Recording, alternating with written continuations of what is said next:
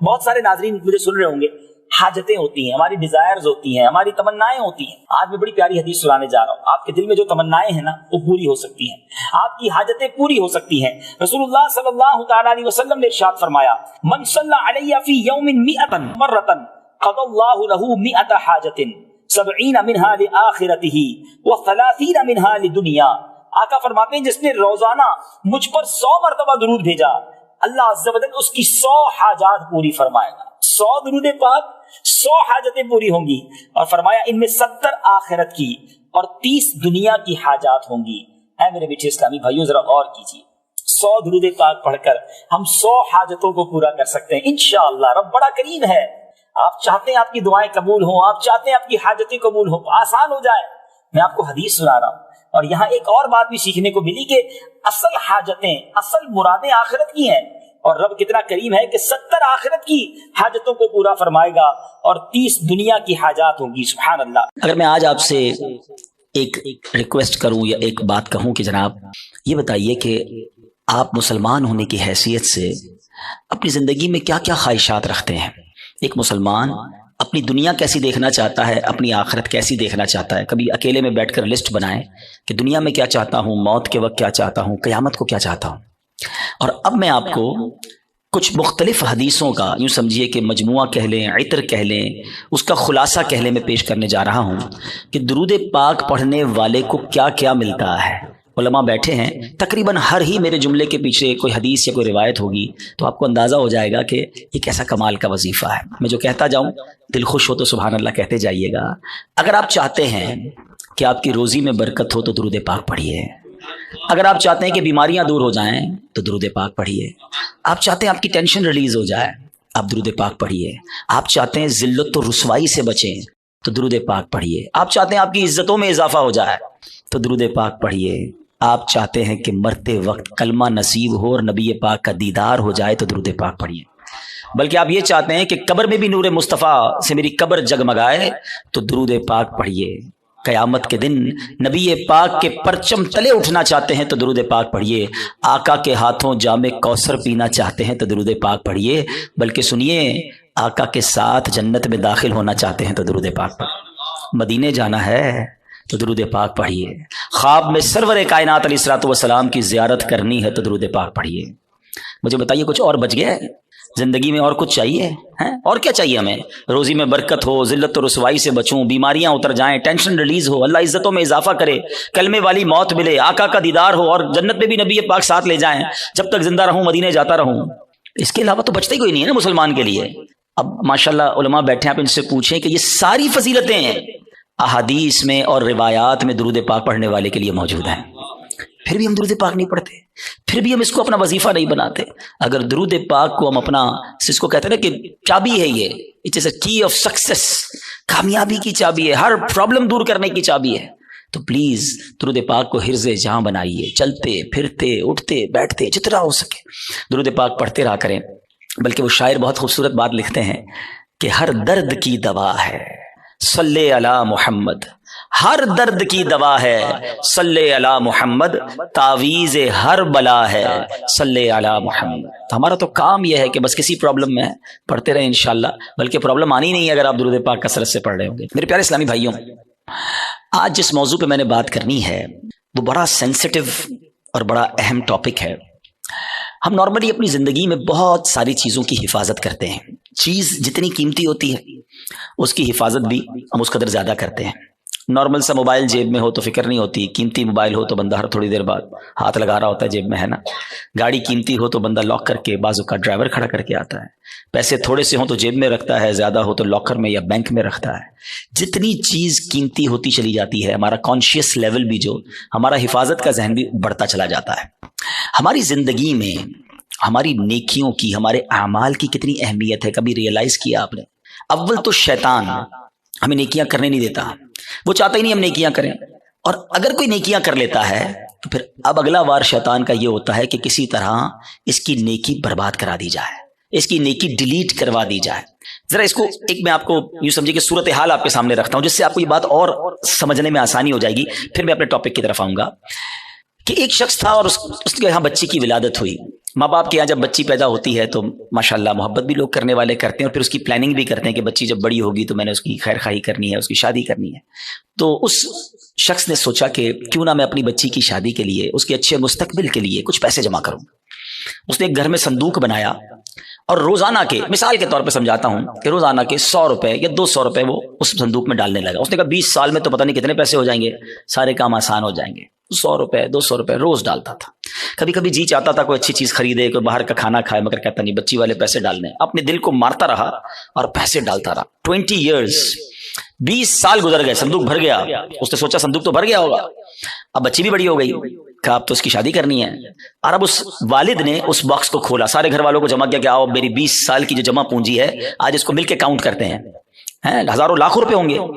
जैसे ही संदूक खोला ना, उसका दिल हिल गया कि हुआ ये था कि संदूक लकड़ी का था, उसमें कहीं से एक सुराख हो चुका था और उस सुराख से दीमक अंदर आई और उसकी 20 साल की जो कमाई थी वो सारे नोट वो दीमक खा चुकी थी। मुझे सही बताएं, अपने आप को उसकी जगह रहकर सोचें कि जिसने 20 साल तक अपने पेट काट कर, अपनी ख्वाहिशों को मारकर अपनी बच्ची के लिए पैसे जमा किए और जब 20 साल बाद उसको खर्च करने का मौका आया, उसको तकलीफ कितनी हुई होगी कि यार सब खत्म, अब मैं कहां से लाऊंगा। ये तकलीफ यकीनन बहुत ज्यादा है। मगर मैं आज जिस टॉपिक पर बात करना चाहता हूं ना, देखिए 20 साल बाद भी किसी से पैसे तो उधार ले सकता है ना, दोबारा कमा सकता है, कुछ ना कुछ सॉल्यूशन कर सकता है। मगर उस शख्स की मायूसी और उस शख्स की तकलीफ का अंदाजा कीजिए कि जो शख्स जिंदगी भर नमाजें पढ़ता रहा, सर्दी में उठ के वजू करके नमाजें पढ़ता रहा, रमजान में रोजे रखता रहा, हज भी किए, ज़कातें भी दी, बहुत बार शैतान ने बहकाने की कोशिश की, वो लड़ता रहा शैतान से कि नहीं मैंने गुनाह नहीं करने। और जब अल्लाह की बारगाह में क़यामत के दिन पेश हो तो उसे उम्मीद होगी कि मेरे पास हज है, उम्रे हैं, नमाजें हैं, सजदे हैं, तिलावत है, रोजे हैं। और जब बारगाह इलाही में उसके नामा अमाल खोले जाएं और उसको कहा जाए कि जाओ तुम्हारे पास कुछ भी नहीं है, null and void, delete it, सोचिए उस दिन उसकी शर्मिंदगी, हसरत का आलम क्या होगा। उस दिन तो कोई चांस भी नहीं होगा ना कि दोबारा नहीं किया कर ले, इधर तो दोबारा कमा सकता है वो शख्स, मगर कयामत के दिन, today is the time of action. मौला अली फरमाते ना, ये वक्त जिंदगी में अमल कर सकते हो, कयामत का दिन अमल का नहीं, जजा का दिन होगा, फैसले का दिन होगा। तो उस दिन तो आपको सिर्फ फैसला ही होना है। तो अब पहले रियलाइज कर लीजिए कि ये कितना बड़ा मामला है कि अगर मेरे आमाली बर्बाद हो गए। अब हो सकता है किसी के जहन में सवाल आए कि जनाब ये कौन सी बात कर रहे हैं कि अमाल कैसे बर्बाद हो सकते हैं, नमाजें पढ़ी हैं, रोजे रखे हैं, कोशिश करके ये अमाल किए। आज के दौर में नेकी करना भी आसान नहीं है, यही तो मैं समझाना चाहता हूं आज के बयान में कि आज के दौर में वाकई नेकी करना इतना आसान नहीं है। लेकिन आप इतनी मुश्किल से नेकी कर भी रहे हैं, मगर उसको संभाल रहे हैं कि नहीं, उसकी हिफाजत कर रहे हैं कि नहीं, उसके बारे में फिक्रमंद है कि नहीं, आपको पता है कि चोर कैसे चोरी करके जा सकता है आपकी नेकियों को। यही मेरा आज का टॉपिक है। और अब आप सोच, दोबारा ज़हन में सवाल आ रहा होगा कि भाई बताएं तो सही वो कौन से अमाल हैं कि जिनसे नेकियां बर्बाद। मैं कुरान और हदीस से आज आपके सामने कुछ अमाल ऐसे रखूंगा, कुछ काम ऐसे रखूंगा कि जिसको करने वाले के बारे में फरमाया कि उसके अमाल बर्बाद कर दिए जाते हैं। सबसे जिसको कहें कि अहम तरीन मामला पता है क्या है कि इंसान का ईमान छिन जाए। जिसका ईमान चला गया ना, अब उसका कोई अमल उसके काम नहीं आएगा, चाहे उसकी जिंदगी सजदों से भरी हुई हो, चाहे उसने बहुत नमाजें पढ़ी हो, सारी जिंदगी रोजे रखे हो, ईमान नहीं तो कुछ भी नहीं। और ये बात कुरान कहता है। अल्लाह का कलाम क्या फरमाता है सुनिए। रब्बे करीम कुरान में इरशाद फरमाता है, वमन यर्तदिद मिनकुम अन दीनिही फयमुत व हुवा काफिरुन फउलाइका हबितत अमालुहुम फिद दुनिया वल आखिरह व उलाइका अस्हाबुन नार हुम फीहा खालिदून। अब इसका तर्जुमा सुनो। और तुम में जो कोई अपने दीन से फिर काफिर होकर मरे तो उन लोगों का किया अकारत गया, दुनिया में और आखिरत में सब जाया हो गया, और वो दोज़ख वाले हैं, उन्हें उसमें हमेशा रहना है। एक बात याद रखिएगा, ये हमें बाज़ औक़ात समझ नहीं आती कि यार बंदा मुसलमान होकर काफिर कैसे हो सकता है, ईमान वाला होकर ईमान से कैसे निकल सकता है। ये बात तो आपको पता है ना कि दुनिया में सबसे ज्यादा जो तेजी से मजहब फैल रहा है वो कौन सा है? इस्लाम है। The most growing religion on earth. इस पूरी कायनात में सबसे तेजी से अल्हम्दुलिल्लाह इस्लाम फैल रहा है। लेकिन ये वन वे ट्रैफिक नहीं है कि अगर कोई मुसलमान हो सकता है गैर मुस्लिम, तो मुसलमान भी इस्लाम से खारिज हो सकता है। ठीक है, एक हदीस पाक सुनाता हूं ताकि ये बात और क्लियर हो जाएगी। हदीस पाक का मजमून है, नबी पाक अलैहिस्सलाम ने फरमाया कि औलाद आदम मुख्तलिफ तबकात में, मुख्तलिफ कैटेगरीज में पैदा की गई है। 4 कैटेगरीज, 4 किस्म बयान की नबी पाक ने। फरमाया एक पहली किस्म वो है कि बाज मोमिन पैदा होते हैं, ईमान वाली जिंदगी गुजारते हैं और उनका खात्मा भी ईमान पर होता है, ہم اللہ سے دعا کرتے ہیں کہ اللہ اس کیٹیگری میں ہمیں شامل رکھے، کیونکہ اللہ نے مسلمان ماں باپ دیے، ایمان والی زندگی دی ہے، اللہ ایمان والی موت عطا فرمایا ہے۔ لیکن سیکنڈ کیٹیگری نبی پاک نے فرمایا کچھ لوگ کافر گھرانے میں پیدا ہوتے ہیں، حالت کفر پر زندہ رہتے ہیں اور حالت کفر پر ہی ان کی موت ہوتی ہے۔ بہت بڑی تعداد میں ایسے لوگ ہیں جو غیر مسلموں کے یہاں پیدا ہوتے ہیں، کفر والی زندگی گزارتے ہیں، کفر پر بھی مر جاتے ہیں۔ تیسری کیٹیگری سنو، اللہ کے نبی فرماتے ہیں کچھ لوگ کافر پیدا ہوتے ہیں، کافروں والی زندگی گزارتے ہیں، مگر ان کا خاتمہ ایمان پر ہو جاتا ہے نا۔ کئی لوگ جو مرنے جو دنیا میں مسلمان ہو رہے ہیں، یہ کیا ہے؟ کافر تھے نا، غیر مسلم تھے، کلمہ پڑھا مسلمان ہو گئے، بڑی اچھی بات ہے۔ مجھے ایک واقعہ یاد آ گیا، ہانگ کانگ میں دعوت اسلامی والے جو تھے وہ ہمارے مبلغین کسی مریض کی عیادت کے لیے ہاسپٹل میں گئے۔ دعوت اسلامی کے طریقہ کار میں بھی شامل ہے اور ہمیں بھی جانا چاہیے، مریض کی عیادت سنت ہے۔ تو وہ لوگ وہاں عیادت کرنے گئے تو برابر میں بستر پر ایک 70 سال کا ہانگ کانگ میں ایک بوڑھا شخص غیر مسلم وہ بھی لیٹا ہوا تھا، علاج کروانے آیا تھا۔ جب وہ واپس جانے کے اس نے اشارہ کیا ذرا ادھر آئیے گا، وہ ادھر گئے تو کہا تم لوگ کون ہو؟ چہرے پہ داڑھی تھی، سر پہ امامہ تھا۔ کہا مسلمان ہیں۔ کیوں آئے تھے؟ کہا ہمارا ایک دوست ہے وہ بیمار تھا، اس کو دیکھنے آئے تھے۔ اچھا مسلمان کیا ہوتا ہے، اسلام کیا ہوتا ہے؟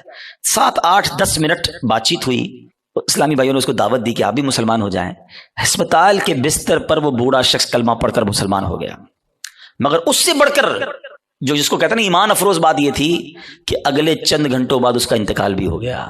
یعنی اس کے مقدر میں ایمان تھا تو اسپتال کے بستر پر بھی اس تک ایمان پہنچ گیا۔ یہ حدیث کا جو تیسرا حصہ ہے نا، سمجھو کہ کچھ لوگ کافر گھرانے میں پیدا ہوتے ہیں یا کافر ہوتے ہیں، پیدا ہی کافر کفر پر ہوتے ہیں، پوری زندگی کفر پر گزرتی ہے، مگر ان کا خاتمہ ایمان پر ہوتا ہے۔ اب نبی پاک علیہ الصلوۃ والسلام نے فرمایا چوتھی کیٹیگری یہ وہ لوگ ہوتے ہیں جو مسلمان گھرانے میں پیدا ہوتے ہیں، مومن پیدا ہوتے ہیں، اسلام والی زندگی گزارتے ہیں، مگر ان کا خاتمہ کفر پر ہوتا ہے۔ یہ چوتھی کیٹیگری ڈرانے والی ہے۔ اس سے سمجھنا ہوگا کہ ہمارے پاس کوئی گارنٹی نہیں کہ میں ایمان سلامت لے کر جاؤں گا۔ ایک بڑی پیاری حدیث بچے کو یاد ہے، انما الاعمال بالنیات، ہے نا، اعمال کا دار و مدار نیتوں پر۔ ایک اور حدیث ہے انما الاعمال بالخواتیم، اعمال کا دار و مدار خاتموں پر ہے، خاتمہ ٹھیک ہونا ضروری ہے۔ ہم میں سے بہت ساروں کو تو فکر ہی کوئی نہیں کہ یار اچھا اس کی بھی فکر کرنی ہے، اس پر بھی کوئی بات کرنی ہے، اس کی بھی کوئی سیکیورٹی کرنی ہے۔ سوچئے نا۔ اچھا پھر اب یہ حدیث آپ نے سن لی، قرآن کی آیت سن لی، صحابہ نے بھی سنی، اولیاء نے بھی سنی، خود نبی پاک کا ایٹیٹیوڈ کیا تھا؟ اللہ کے حبیب علیہ الصلوۃ والسلام کی بڑی مشہور دعا ہے، یا مقلب القلوب ثبت قلبی علی دینک، اے دلوں کو پھیرنے والے میرے دل کو اپنے دین پر ثابت قدمی عطا فرما۔ اللہ کے نبی دعا کر رہے ہیں جن کے صدقے میں دین ملا ہے۔ ہم تو نعت میں پڑھتے ہیں نا، تیرے صدقے میں آقا سارے جہاں کو دین ملا، وہ آقا دعا کر رہے ہیں کہ اے اللہ میرے دل کو تیرے دین پر ثابت قدمی عطا فرما۔ ہمارا کیا حال ہونا چاہیے؟ ہمیں ہر وقت کی فکر ہونی چاہیے، اگر nobody care about it، بات بھی نہیں کرتا کوئی۔ اعمال کو بچانے کے لیے سب سے پہلے ایمان کو بچانا ہوگا۔ اچھا اب دوسرا سوال آتا ہے کہ ٹھیک ہے حضرت سمجھ آ گیا کہ ایمان کی حفاظت کی فکر کرنی چاہیے، ایمان بڑی سینسٹیو چیز ہے۔ اب یہ بھی بتائیے کہ ایمان چلا کس چیز سے جاتا ہے؟ ہاں یہ اہم کوسچن ہے کہ ایمان سے بندہ خارج کیسے ہو سکتا ہے؟ اچھا پھر شیطان ہے نا، ابھی بھی ہو سکتا ہے کسی کے ذہن میں یہ بات ڈال رہا ہوگا یار کیسی عجیب سی بات کر رہے ہیں مولانا صاحب، 50 سال کا تو ہو گیا، 60 سال کا ہو گیا، ساری زندگی کلمہ پڑھا اور اب ایمان سے بھی جا سکتا ہوں۔